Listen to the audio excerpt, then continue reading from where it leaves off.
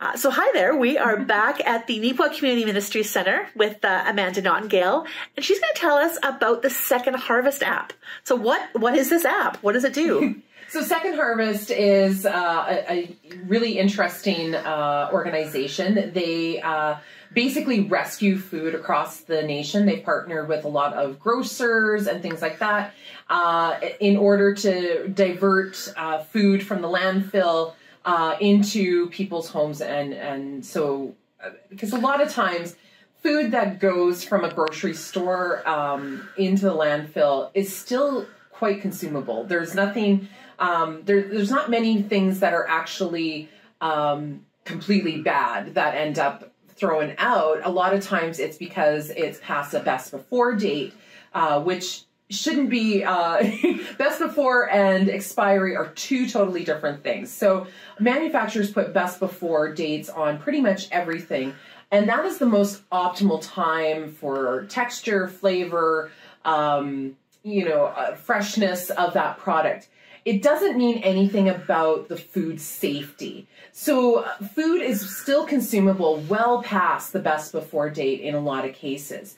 And so a lot of grocery stores are not able, because that's either company policy or that's government policy, are not able to sell products past the best before date. However, it doesn't mean that those items aren't still safe and consumable for other people. So Second Harvest, they're trying to have more education behind, food rescuing, and they're trying to partner a lot more with food banks and with grocery stores in order to divert that landfill back and consumable food into consumers. And so what they developed is the second, it's called foodrescue.ca. It's a really cool app. If you're a grocery store and you're interested in what we're talking about today, definitely get in contact with Second Harvest, and they will. You can talk about how you can partner up with them, how you can utilize the app to say, hey, we have food to rescue. And so Second Harvest has partnered up with Sobeys, and so what you'll see on my screen is kind of what Sobeys is doing in partnership with us. And so Safeway has the other end of the app kind of idea. And so when they have things that they would like, that they're getting rid of that need rescuing, a lot of bread, pastries, cakes, those types of items is what we receive. They put it down that they have something to rescue. I get a notification that they have a rescue to be had. I can decide whether or not we have room for that, because that, that gives both sides that opportunity. And then if we do have room for it, I say, yes, I'll rescue that. And then off we go. We pick it up, we bring it back. Most of our bread products we throw into our freezer, and so we use that for our food bank. Or when our freezer is getting full, we actually take it out of the freezer and we'll put it out for people to take for free here at the thrift store. And again, it's all very consumable. It is, maybe it says past the best before date, but it's just been out of my freezer for like the day kind of thing. And you can really lengthen the food and how you can consume it by freezing it or by using it different ways. And so, yeah, so it's kind of interesting. So since we started using the app, I'm not sure if, Rain, you can see this, you'll see kind of, we didn't use it last year, but we started using it pretty much late in this year. So November is when we started using it, and you'll see kind of that space here, boom, all of a sudden there's a huge increase.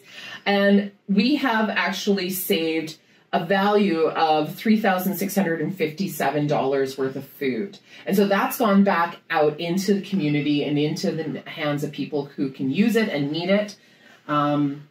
You'll see that we've rescued 1,064 meals. It tells us that the 1,072 kilograms of greenhouse gases were averted, because actually food is one of the largest contributors to greenhouse gases in our landfills. And so the less we put food into our landfills and compostables and that sort of thing, the less greenhouse gases. So it is an actual huge environmental footprint and way of helping our environment and our climate. We've already made 44 rescues, so that's been pretty much, 44 days of us going to Safeway, grabbing something and putting it in. And that's the local Safeway here in town? town? And that's the local Safeway here in town, yeah. And we only have one business that we're interacting with. Now, other businesses definitely, we get contacted by Giant Tiger a lot as well, and they're doing something very, very similar, but they're not on this app. We'll get a call and be like, "Hey, Amanda, we've got some fresh meat that we've pulled off and we've kept in the freezer for you. We have some bread that's outdated. We have some canned goods, those sorts of things," and we go and pick that up as well. And so, definitely, those little things we can definitely do. Just because things are past their best before date doesn't mean that they're not consumable, and that they're not still good to consume. Really two of our biggest assistance with food rescue, and actually food rescue is huge. Like, I honestly would not have meat in my freezer right now if it wasn't for rescuing food. And whether that is through Harvest Manitoba, whether that is through Second Harvest, through the Food Rescue app, or whether that's through our partnerships with other local retailers here in town, that's how we keep our store, what we have in our food bank up and current and filled, and be able to pass that along to our clients as well. So right now, the app, who can use the app? Is it specific to food banks? So pretty much lots of food banks definitely use it, but you as a consumer actually possibly could use this as well. So if there isn't, it's kind of we'll partner with you directly, and if there now isn't something to rescue for me, then it's passed on to the next person. So, look for those types of apps. If another one is like Fast Fresh. I can't remember if that's the way it is. But it's through Loblaws, and again, that's definitely a consumer-based food rescue app, and it requires like an actual credit card to purchase it. But this here is a complete free rescue. It organizations definitely can use it. I'm not sure about individuals, but I think they might look at that maybe a little bit later on. But for sure, it's definitely organizations. And then at the other end, you said it's Sobeys, which of course owns Safeway. Yeah. Are there now? If there, you said other organizations could partner with them. Are there in other areas, other grocery stores, things like that have partnered? Yeah, absolutely, for sure. And there's other organizations other than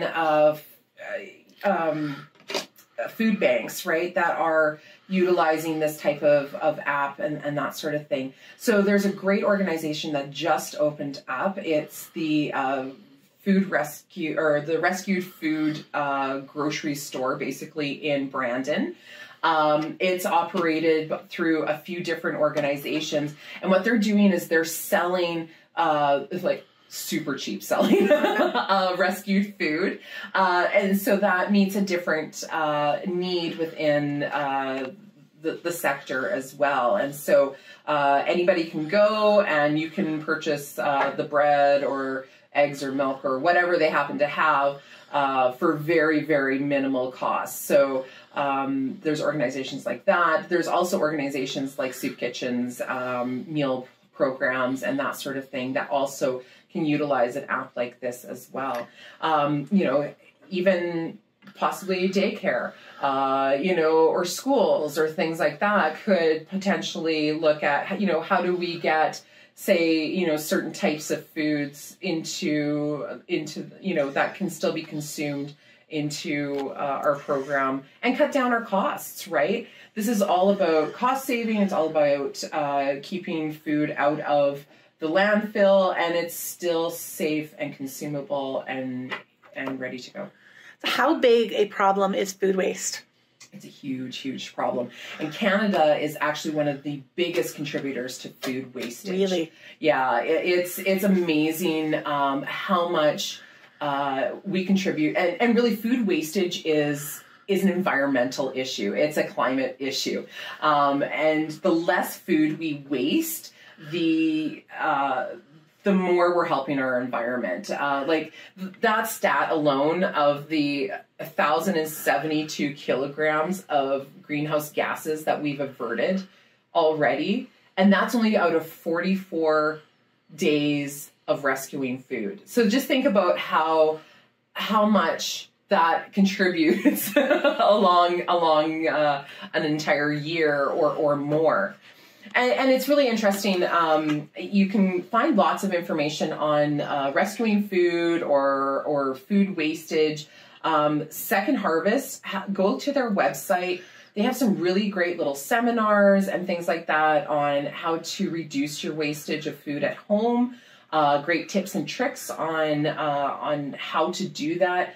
When you're looking at those jars that in the back of the fridge, are they still safe? Are they not safe? Those sorts of things. And they've got lots of great information and resources to go through. I know that's a question I ask myself often when I'm going through my cupboards and my fridge, but it's nice to have that answer because you don't know, okay, this product might only be good for so long past its best before. This one might be good for a year or whatever. Exactly, yeah. And it's really interesting. There's been a couple of seminars that I've watched on food rescue through Second Harvest that they've had some great webinars, and like food scientists, like actual scientists saying, you know what? Like that jar of mayonnaise that you've had in your fridge probably for a year is still probably going to be good for another year.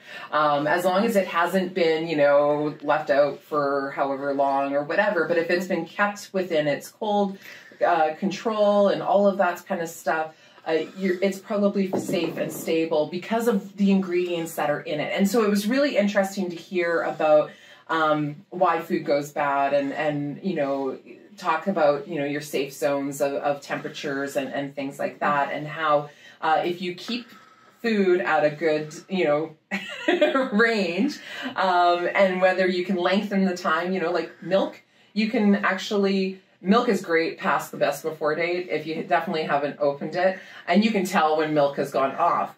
But if you have a carton of milk that you haven't opened up and it's close to its best before date, if you want to lengthen that time, pop it in the freezer. It's, milk is great. So you take it out, you thaw it out, it might split, shake it up, reconstitute it, it's good to go. You can do that with cream and everything else like that as well. Whipping cream might not whip to its full capacity, but it'll still froth and whip and things like that. You can also freeze eggs. You can do all sorts of things. And so I just kind of challenge everybody to kind of delve into, there's great information on the internet, and food and Second Harvest has lots of great resources. So check them out. So how did your busy season go with the Christmas hampers and whatnot? Yeah, Christmas hampers. Christmas hampers definitely... it kind of didn't exceed what I was expecting, but it did make to the level that we expected. We expected about 130 hampers, and we ended up giving out 129. So we were right around that. Right there. Yeah. We definitely have seen a huge increase. Like last year, we only gave out 106 hampers. And so that's quite a huge increase in consideration in compared to 1 year over the next. We've seen a lot of people coming in, and whether that's, new families coming in, which is a great thing. They're only here for a little while. They need some help to get established in the community. We've seen some people who are really struggling because of the aftermath of some of the COVID-related programs out there. Some people are still not back to work. Some people have been without work because they've been sick. Lots of different changes and things like that. And we're a growing population. Absolutely. So that's another part of it, right? Like as our population grows, so too does the amount of people that are here that are still struggling and needing assistance. It was a great season. We closed down the thrift store for 3 days to do our Christmas hampers. We had the Youth Advisory Council from the high school come and help us pack toys for the kids. Oh, great. We had a great group of volunteers that helped out doing that. We also then had kind of a core group of volunteers help out with Christmas hampers. The Christmas hampers look different. And we really focused that this is for a Christmas meal. And so we gave a gift card that would kind of cover an amount for a Christmas meal. So a single person received $50, a couple, or like a medium family, 2 to 4 people, received $90. A large family, which was 5 to 7 people, received $125, and an extra large family received $150, I believe. So we really tried to express that this was for a Christmas meal. If they did need some assistance with regular food, they could still access the food bank, which many did. We did about 24 hampers as well in December, with not only just doing our Christmas hampers as well. So when you walked in, it was definitely different because we didn't pack tons and tons of food. We didn't have all these big, heavy things to take out. However, our wonderful community is always so generous with smaller personal donations, such as all the knitted wonderful mitts and toques and scarves. And some people donated socks or personal things like body washes or bath bombs and things like that. We had some donations from Giant Tiger, who cleared out like brand new socks and underwear and things like that. And so we had those out for folks to take a few items for their family. They also all got a box of chocolates and a card wishing them a Merry Christmas. And so we had kind of a personal shopping experience for them to take. So lots of people took their big bag of toys for their kids, and they had a little shopping bag full of other little gifts and a gift card, and out they went. So we feel that the process was super COVID friendly. It was easy. People had a time arranged and booked in, and we did have some last minute folks, and that's kind of what led us up to the 129 at the end of the day. Great. Yeah. So I think I'm going to ask you this last question every time I see you. What donations do you need the most right now? Oh my goodness. So what we really need are things like canned meat, canned fruit, weirdly enough, cereal. Things that we're like, we need cereal. We need baking products like flour, sugar, cooking oil is always asked for. Condiments, it's one thing about baking, but sometimes you need a little condiment to make things taste a little bit better, right? What's a chicken nugget without some ketchup or some barbecue sauce? So ketchup, mustard, relish, barbecue sauce, soy sauce is really important. We could do with some of that. What else could we do with? School snacks are always important. And personal items are super important. So we are always asked for laundry soap, a fabric softener. We've got lots of dish soap right now, thanks to a great donation from UCT just before Christmas. But even things like shampoo, body wash, period products, incontinence products, toilet paper, face tissue, facial tissue, paper towel, all of those things are, and household cleaner is a big one that people have been asking for of late. So yeah. And also people have also asked if they have like meat in their freezer or something like that with an overabundance, can they donate that? And my answer is yes, as long as it's government inspected and processed. So if you've slaughtered a cow or if you've killed a deer or any of those kinds of things, yes, we do take wild meat as long as everything has been processed at a government inspected abattoir and wrapped and all the right stuff on it, labels and all that kind of stuff. Oh, that is good to know. Take it. Yeah. And we have lots of people who love venison and would appreciate wild meat. Oh, yeah. Well, that is wonderful information for us. Thank you so much. Great. Thank you.